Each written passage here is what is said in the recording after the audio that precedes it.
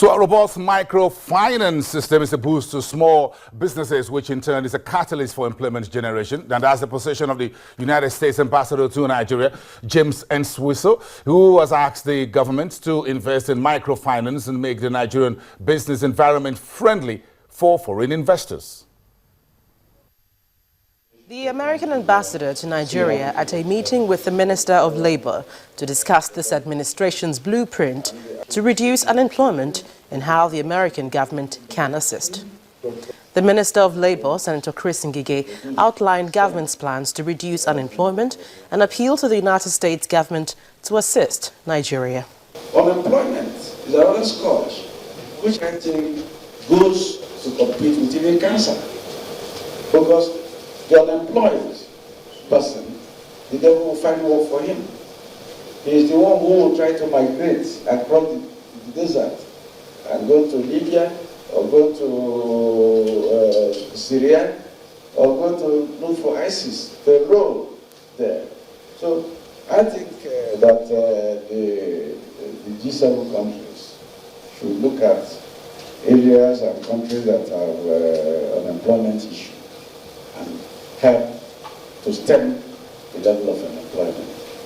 Meanwhile, the American ambassador urges Nigeria to invest in microfinance to reduce unemployment. We find in our country that small businessmen, entrepreneurs, frequently have a very good idea, but they don't have capital. They don't have enough money to get going. So I would encourage the government to look at ways through microfinance or whatever to give people with a good idea but with no money the resources to get going. Earlier, the president of the Nigeria Labour Congress presented a national action plan for job creation to the Labour Minister, while urging him to take job creation and security as priorities of his administration. One of the very important assignments that this ministry have tried to take on board is the issue of job creation and employment generation. All of us know that in our country today, it's a very serious challenge that have affected our social stability. So for us to try to address the issues of insecurity and also have social stability in place, it is important and it is actually a priority. And we are happy that the ministry have taken this as a priority, the issue of job creation and the issue of employment generation. Other issues discussed by the Workers' Union include the national minimum wage, establishment of a Labour Advisory Council, and employment of casual workers by some companies.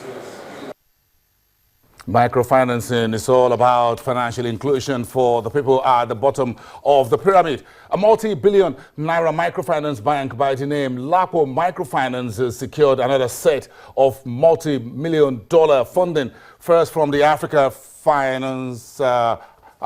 Development Finance, AFDB, and the International Finance Corporation. Those put together about $24 million. That's top of 4 billion Nigerian naira by the current exchange rate. Now being joined by the Chief Executive Officer of LAPO Microfinance Bank, Godwin Ehigiamuso, to talk to us about this. Good afternoon. Thank you very much. You listened to that conversation a little bit.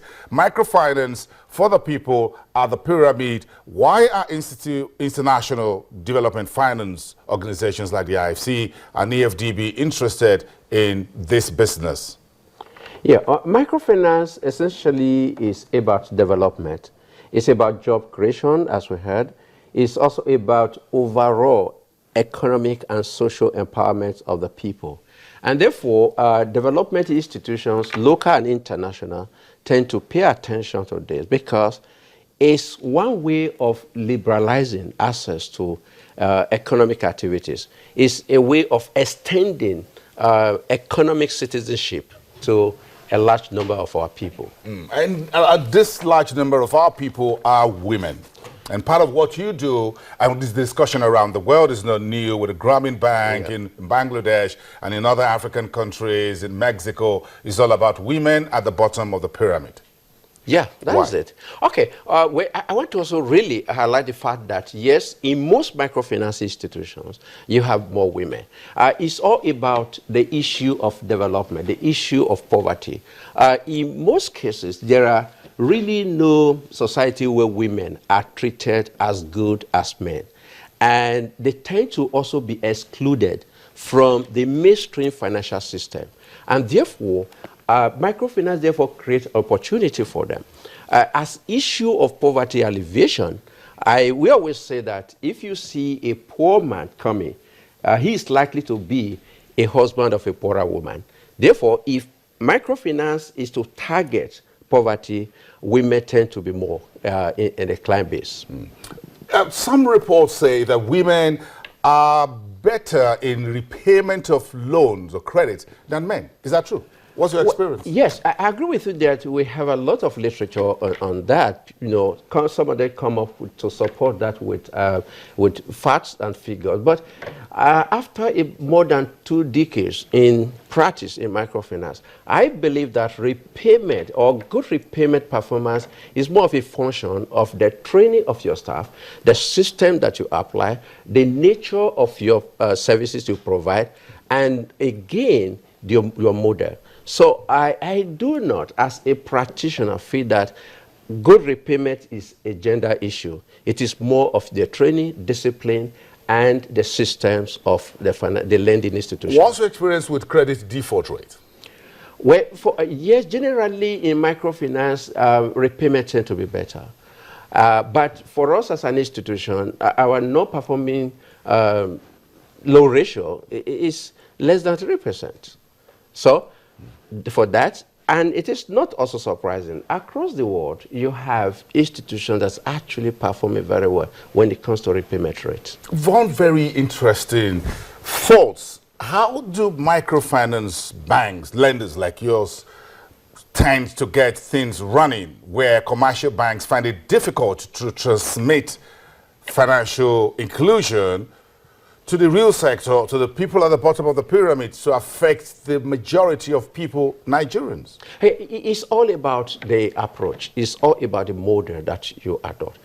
For microfinance bank, microfinancing is not about naira and kobo. It's not just about lending. It is all about coming up with a very responsive and flexible structures and processes that will enable the financial institution to engage people at the bottom of the pyramid in a manner that they are able to access the financial services, the quantum that's required, in a manner that they are able to also utilize supportive, the institution should be supportive of these people. And finally, the repayment procedures.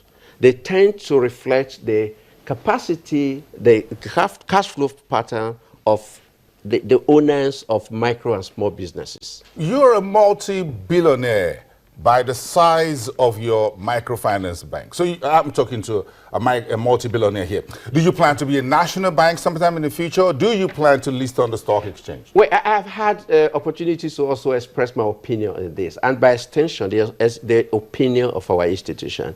We do not, at least for today, have any plan to transform or to transit into a national commercial bank. We want to remain as a microfinance institution, providing social and economic services to our people. Godwin Ehige Amuso, we thank you very much for finding time to be here. Thank you so much. And we will follow those millions of dollars you secured from the IFC and the AFDB. We'll be right back after the program. Stay with us.